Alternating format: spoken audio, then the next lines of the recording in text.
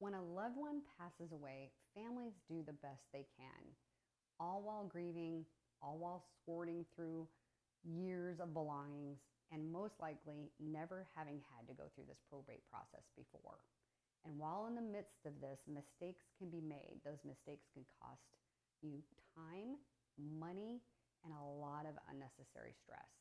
So in today's video, I'm going to talk about the 5 mistakes that I see families make when it comes to the probate property and what you can do to avoid those mistakes.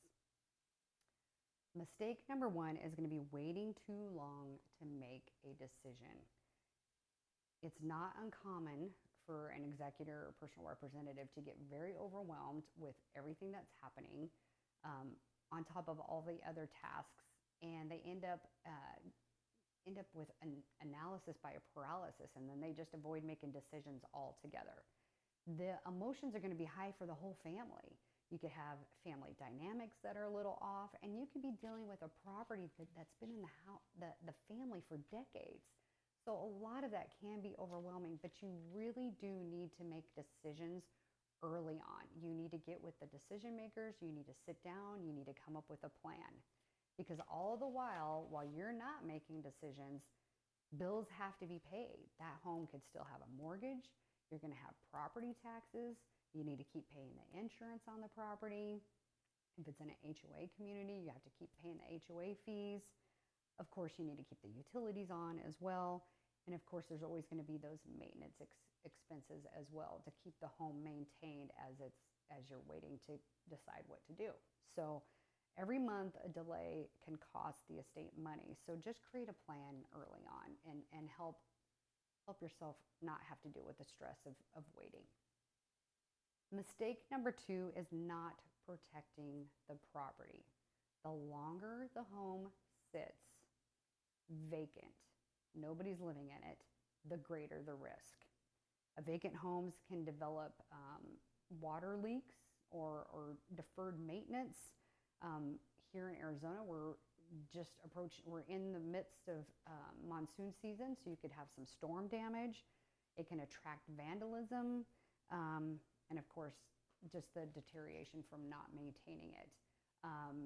In some communities where there's a bigger population, you could even possibly attract squatters.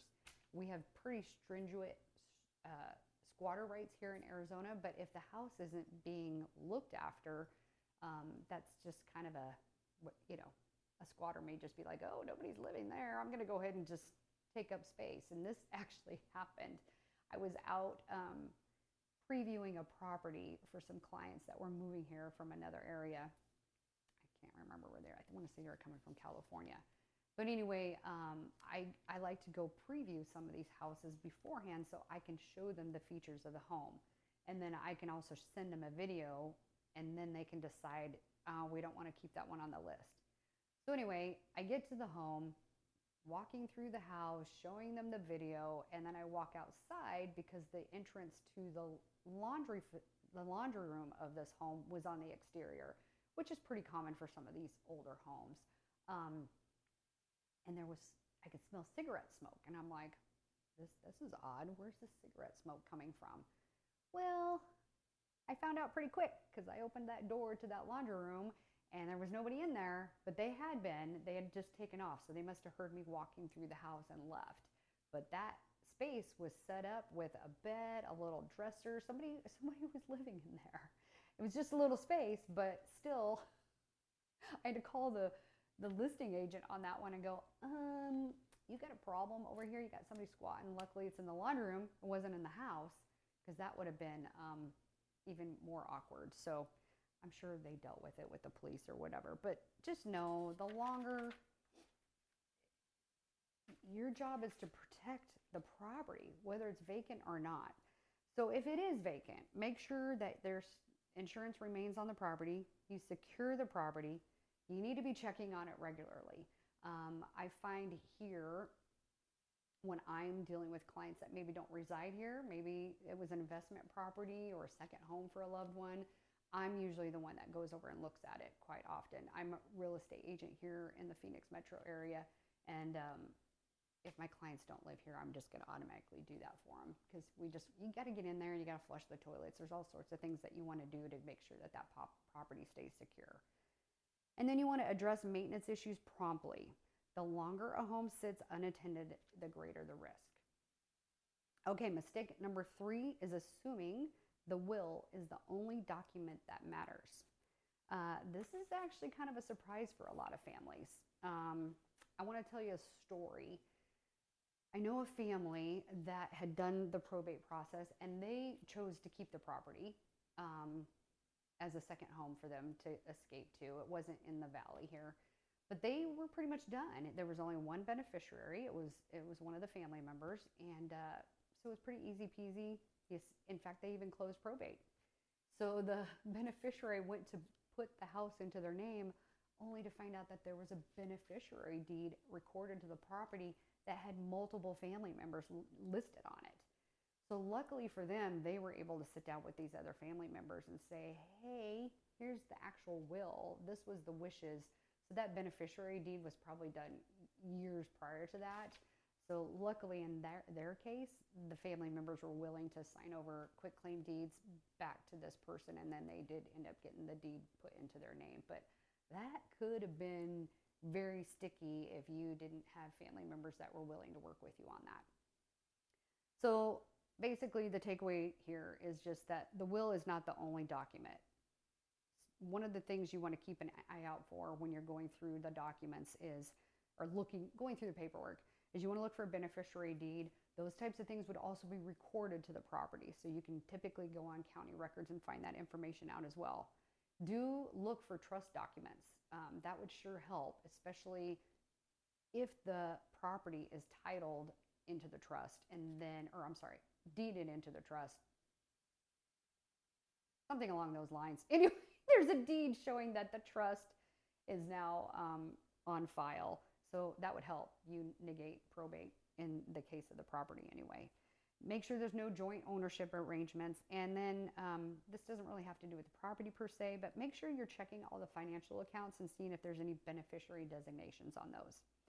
Just never assume that the will is the only document that matters.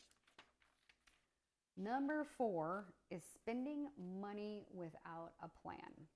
Families typically they think that they need to make improvements to the home, and that's not always the case. I've dealt with families that are like, we need to redo the kitchen, we need to redo the floors. And you don't want to your job is to manage the estate and make sure that the funds stay in the estate so that the beneficiaries can be paid out. So just before you take on a major project, just ask a few questions like, will a buyer actually pay more for those improvements? Will you get the money back out? Will this delay, will those improvements, when you're making those improvements, will they delay a sale of the property? Sometimes repairs make sense and just sometimes they don't. So the goal isn't to create the nicest house in the neighborhood. The goal is always to protect the estate and maximize the value to your beneficiaries. I did a video on this as well. In fact, I'll pin it above and in the comments below regarding what improvements, whether or not you should fix up a home or just sell it as is. That was the name of that video. So anyway, your goal also is to make sure you're removing obstacles for the buyer to be able to buy the home. So there's going to be some things that are going to be necessary and others that aren't. So it's probably a good idea at this point, before you make one single improvement to that home, is to get a real estate professional involved so that they can talk to you about that. Which leads me into point number 5, not seeking professional guidance early enough. Many probates can be avoided by a simple conversation early on in the process. You have your probate attorneys, they can explain all the legal requirements. You have an accountant or a CPA, they can help you with the taxes. You can have a contractor evaluate any repairs that might be necessary to be able to get the home on the market. And of course, a real estate professional, one that's experienced with the probate process and can help you understand the value of the home, market conditions, buyer expectations, and whether or not those improvements we talked about in the previous point will produce a return for the home.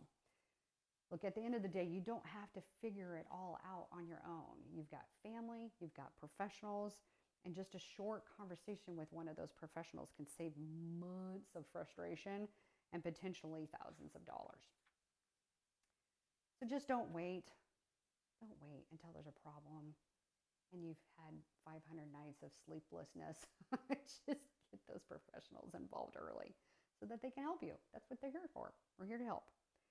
So in closing, if you're dealing with a probate right now, I hope this video has helped you in some way, shape, or form to help make sure that you don't make some of these costly mistakes that I have seen one too many times. Those mistakes, we're just going back over them real quick, is waiting too long to make decisions, not protecting the property, assuming that will is the only document, spending money without a plan. Make a plan. And not seeking professional guidance early on. These mistakes are so avoidable. They really, really are. So just make sure that you get some guidance. If you got any value out of this video whatsoever, I would love it if you give me a thumbs up, give me a like. I would really appreciate it. And my viewers would too. And then, of course, if you know somebody that's going through the probate process, make sure you share this video with them. If there's questions you have about the probate process, feel free to drop a comment below. I'm happy to answer any questions that you have. And if I don't know the answer, I know who to find out the answer from. Next week, we are going to discuss questions to ask before hiring a probate real estate agent. That's going to be a good one. So you probably should just go ahead and subscribe, hit the bell, and I will see you next week.